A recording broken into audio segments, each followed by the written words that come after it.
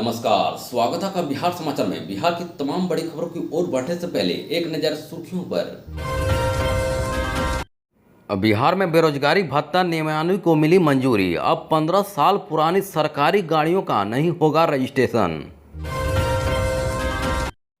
देवेश चंद्र ठाकुर ने सभापति के पद से दिया इस्तीफा। अब सीएम नीतीश तय करेंगे नया नाम। नीट परीक्षा में हुई धांधली पर बोले तेजस्वी यादव, बीजेपी केंद्र में रहे या राज्य में रहे, पेपर लीक होना तय है। लोकसभा चुनाव नतीजों के बाद पहली बार बिहार आएंगे पीएम मोदी। सीएम नीतीश के गृह जिले में तय है कार्यक्रम। अगर आप चैनल में नए हैं तो आपसे छोटी सी अनुरोध है कि चैनल को सब्सक्राइब जरूर कर दें। अब चल बढ़ते बिहार की तमाम बड़ी खबरों की ओर विस्तार से।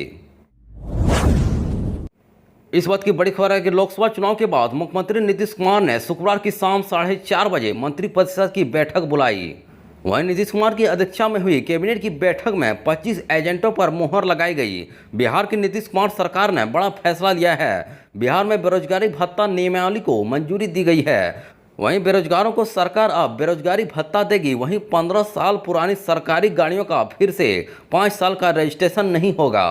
अब बता दें कि मनरेगा योजना के तहत बिहार में बेरोजगारी भत्ता नियमावली 2024 की स्वीकृति दे दी गई है। बेरोजगारी अब आवेदन देने के बाद आवेदक को 15 दिन के भीतर यदि रोजगार नहीं मिलता है तो राज्य सरकार रोजगार मांगने वाले को मांग तिथि से तय सीमा के भीतर दैनिक बेरोजगारी भत्ता देगी।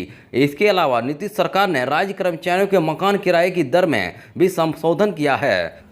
अब बता कि राज्य वेतन आयोग की अनुशंसा के आलोक में राज्य कर्मियों को हाउस अलाउंस के मौजूदा दर में संशोधन किया है। वहीं संशोधन में कैबिनेट की मंजूरी मिल गई है। वहीं 22 एएनएम स्कूल और 16 जीएनएम ट्रेनिंग स्कूल के सुचारू संचालन को लेकर 247 पदों को मंजूरी दे दी गई है। वहीं बाढ़ के न्यायिक दंडाधिकारी आशुतोष कुमार मुसीब दंड स्वरूप सेवा से बर्खास्त किया गया है। वहीं 15 साल से पुरानी सभी सरकारी वाहनों की स्क्रैपिंग की योजना को मंजूरी दे दी गई है। वहीं बिहार सरकार के सभी विभाग, बोर्ड, निगम और अन्य कार्यालयों के स्वामित्व वाले 15 साल पुराने वाहनों का फिर से निबंधन नहीं किया जा सकेगा।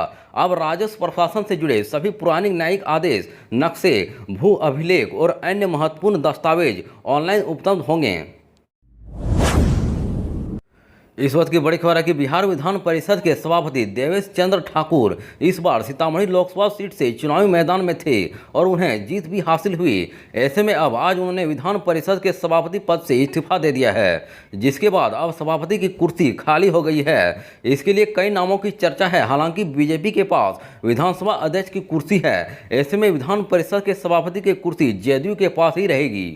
दरअसल देवेश चंद्र ठाकुर के लोकसभा सांसद बनने के बाद अब बिहार विधान परिषद में सभापति का पद खाली होने जा रहा है। उनकी जगह नए चेयरमैन का चुनाव होगा। इसको लेकर कई नामों पर चर्चा शुरू हो गई है।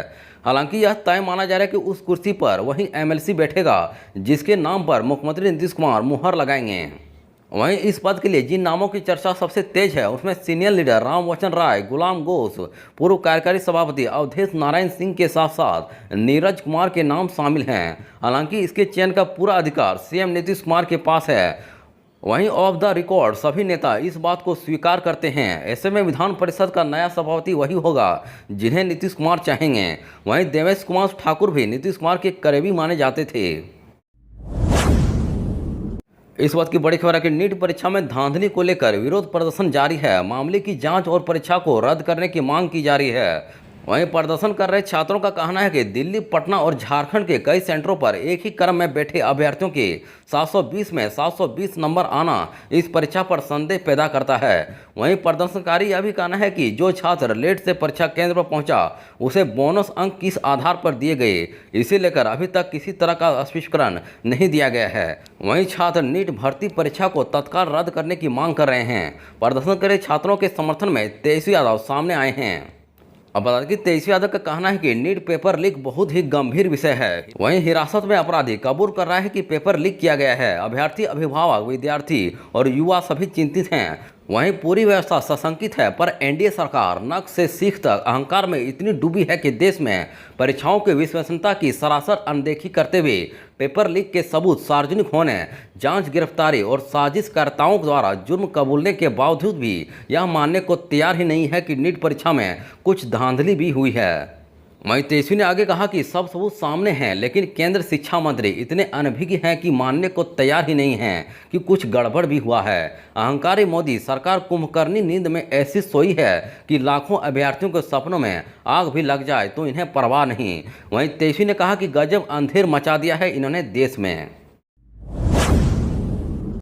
इस बात की बड़ी खबर है कि लोकसभा चुनाव का परिणाम जारी कर दिया गया है। इस चुनाव में बिहार में जरूर एनडीए को सीट गंवानी पड़ी हो, लेकिन बावजूद इसे एनडीए की सरकार बनाने में बड़ी भूमिका है। ऐसे में अब चुनाव परिणाम आने के उपरांत पीएम मोदी बिहार आने वाले हैं। वहीं पीएम नरेंद्र मोदी का कार्यक्रम बिहार के मुख्यमंत्री नीतीश कुमार के गृह जिले में तय किया गया है। वहीं मिली जानकारी के मुताबिक पीएम नरेंद्र मोदी 19 को नालंदा आएंगे। वहीं यूनिवर्सिटी ऑफ नालंदा के कार्यक्रम में शामिल होंगे। वहीं तीसरी बार सरकार बनने के उपरांत पीएम मोदी का पहला सरकारी कार्यक्रम देश के अंदर होगा। वहीं पीएम मोदी 19 जून को नालंदा आ रहे हैं। प्रधानमंत्री यूनिवर्सिटी ऑफ नालंदा के कार्यक्रम में हिस्सा लेंगे। मालूम हो कि पीएम मोदी दूसरी बार नालंदा आ रहे हैं, लेकिन यदि बात सरकारी कार्यक्रम की हो तो यह पहली दफा होगा जब सरकारी कार्यक्रम के सिलसिले में यहाँ आएंगे। वहीं नरेंद्र मोदी के नालंदा आने से लोगों में जबरदस्त उत्साह है। लोगों को उम्मीद है कि नालंदा और बिहार के लिए प्रधानमंत्री कुछ न कुछ सौगात जरूर देंगे। इस वक्त की बड़ी खबर है कि पूर्णिया जिले के रुपौली विधानसभा सीट पर उपचुनाव दिलचस्प होने वाला है, क्योंकि वहां से विधायक बीमा भारती के विधानसभा से इस्तीफा देने के बाद कई लोग अपनी दावेदारी महागठबंधन में पेश कर रहे हैं। दरअसल रुपौली विधानसभा सीट पर उपचुनाव के लिए जदयू ने कलाधर मंडल को अपना सिंबल दिया है। शिक्षक की नौकरी छोड़कर राजनीति में आने वाले कलाधर मंडल 2020 के विधानसभा चुनाव में पहली बार निर्दलीय खड़े हुए थे और उन्हें 6000 से अधिक वोट मिले थे। वर्तमान में इनकी पत्नी मुखिया हैं। वहीं बताया जाता है कि पिछले ही दिनों मंत्री लेसी सिंह ने कलाधर मंडल को सीएम नीतीश कुमार से भी मिलवाया था। इसके बाद अब इनके नाम पर फाइनल मुहर लग गई है। अब बता दें कि रुपौली उपचुनाव के लिए 14 जून से 21 जून तक नामांकन की तिथि है। वहीं 24 जून को स्क्रूटनी और 26 जून को नाम वापसी की तिथि है। वहीं 10 जुलाई को मतदान यानी कि उपचुनाव होगा, जबकि 13 जुलाई को मतगणना होना है। वहीं जिलाधिकारी ने कहा कि रुपौली विधानसभा में कुल मतदाता की संख्या 3,13,599 है, जिसमें महिला मतदाता 1,51,895 और पुरुष मतदाता 1,61,688 हैं। वहीं यहां का लिंगानुपात 939 है। इस वक्त की बड़ी खबर है कि मुख्यमंत्री नीतीश कुमार की ड्रीम प्रोजेक्ट नल जल योजना का हाल बिहार में क्या है, यह किसी से छिपी नहीं हुई है। यह योजना पटना सहित तमाम जिलों में नाकाम साबित हो रही है। हाल ही में राजधानी पटना के वार्ड 26 की जनता ने इस समस्या को लेकर सड़क पर उतरे थे और स्थानीय विधायक के खिलाफ प्रदर्शन किया था। आलम यह है कि ग्रामीण इलाकों में इन लोगों को पानी की बूंद तक नसीब नहीं हो रही है। बता दें कि भीषण गर्मी और चिलचिलाती धूप में लोग पानी के लिए तरस रहे हैं, जबकि मुख्यमंत्री नीतीश कुमार ने बीते दिनों सभी जिलों के डीएम को पेयजल और बिजली आपूर्ति सुनिश्चित करने का निर्देश दिया था। लेकिन सरकारी व्यवस्था ऐसी है कि मुख्यमंत्री नीतीश कुमार की महत्वाकांक्षी नल जल योजना भी धरातल पर फेल है।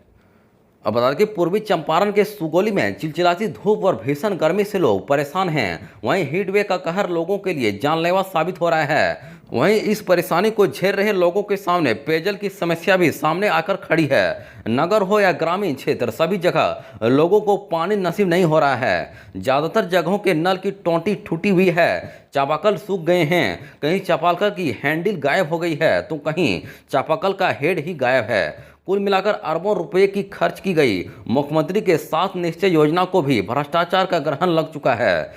अब बता दें कि शहर के मात्र 2-3 वार्डों में पानी मिल पा रहा है, बाकी सभी जगह पाइप बिल्कुल सूखा हुआ है।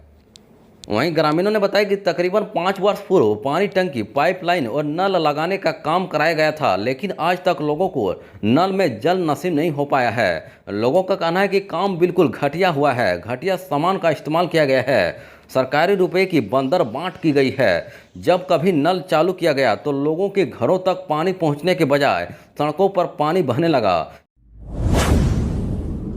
इस वक्त की बड़ी खबर है कि बिहार में भीषण गर्मी और चिलचिलाती धूप से लोग काफ़ी परेशान हैं। वहीं हीट वेव से लोगों की मौतें हो रही है। वहीं पटना से खबर आ रही है कि बिहटा में 2 शिक्षकों की हीट वेव के कारण हार्ट अटैक आने से मौत हो गई है। इस घटना से शिक्षकों में शोक की लहर दौड़ गई है। बता दें कि मृतकों की पहचान बिहटा स्थित प्राथमिक विद्यालय पथलोटिया के शिक्षक विनय कुमार और उत्क्रमित मध्य विद्यालय पंडरी के शिक्षक जितेंद्र प्रसाद के रूप में हुई है। दोनों शिक्षकों की हीटवेव के कारण हृदयघात से मौत हो गई है। वहीं शिक्षक नेता आनंद मिश्रा, जयकांत, धीरज सहित दर्जनों शिक्षकों ने बताया कि हमने आज एक नहीं बल्कि दो शिक्षकों को खो दिया है। इस घटना से पूरे बिहटा के शिक्षक दुखी हैं।